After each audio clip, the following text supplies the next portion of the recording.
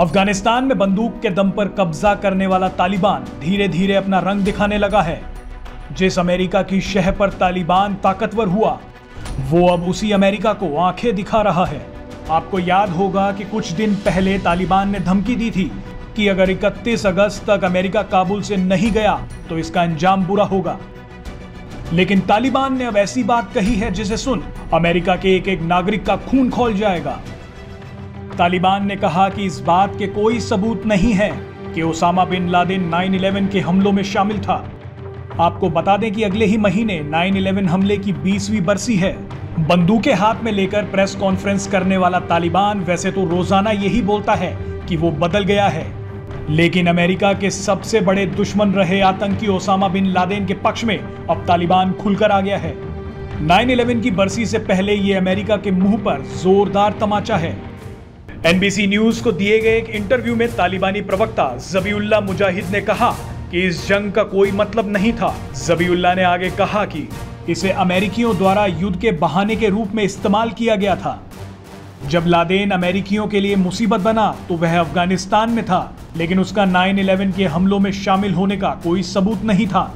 ज़बीउल्लाह ने आगे कहा कि हमने बार बार वादे किए हैं कि अफगानिस्तान की धरती पर आतंकवाद को महफूज पनाह नहीं मिलेगी। बता दें कि अमेरिका के न्यूयॉर्क शहर में 11 सितंबर 2001 को वर्ल्ड ट्रेड सेंटर पर सबसे बड़ा आतंकवादी हमला हुआ था, जिसने पूरी दुनिया को हिलाकर रख दिया था। अमेरिका पर हुए इन हमलों के लिए अलकायदा के 19 आतंकियों ने विमान हाईजैक किए। आतंकी 2 विमानों को लेकर वर्ल्ड ट्रेड सेंटर के टावर्स में टकरा गए, जबकि तीसरे विमान से पेंटागन पर हमला किया गया।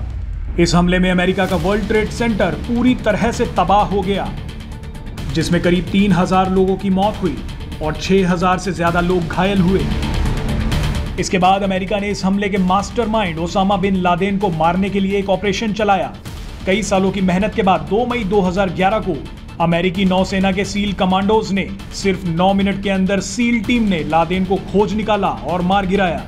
अमेरिका के इस ऑपरेशन को नाम दिया गया ऑपरेशन नेपच्यून स्पीयर। आपको बता दें कि सील अमेरिकी नौसेना की एक खास फोर्स है। सील वो कमांडो होते हैं जो समुद्र, हवा और जमीन तीनों जगह कारगर ढंग से अपने ऑपरेशन को अंजाम दे सकते हैं।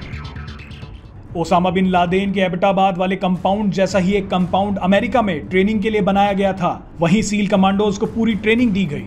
आपके लिए ये जानना भी जरूरी है कि 9/11 के हमले के बाद अमेरिका ने सुरक्षा के लिहाज से कई बड़े फैसले लिए, जिसमें सबसे बड़ा फैसला था यूएस पैट्रियट एक्ट। ये कानून अमेरिका में हुए आतंकी हमले के महज 1.5 महीने के अंदर ही बना दिया गया था। इसके तहत अमेरिकी सुरक्षा एजेंसियां बिना आपको जानकारी दिए आपके घर और बिजनेस की छानबीन कर सकती हैं। कहा जाता है कि आतंकवाद के खिलाफ ये दुनिया का सबसे कड़ा कानून है।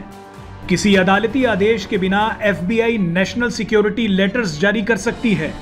उसे बस ये साबित करने की जरूरत है कि कोई मामला आतंकवाद से जुड़ा है, जिसके बाद FBI किसी भी बैंक, इंटरनेट प्रोवाइडर या किसी भी संस्था से उसकी निजी जानकारियां ले सकती है। इतने बड़े कदम उठाने के बाद भी आज हालत देखिए कि अमेरिका को कैसे तालिबान ने जोरदार तमाचा मारा है और ओसामा बिन लादेन के सारे पाप मिनटों में धो दिए हैं।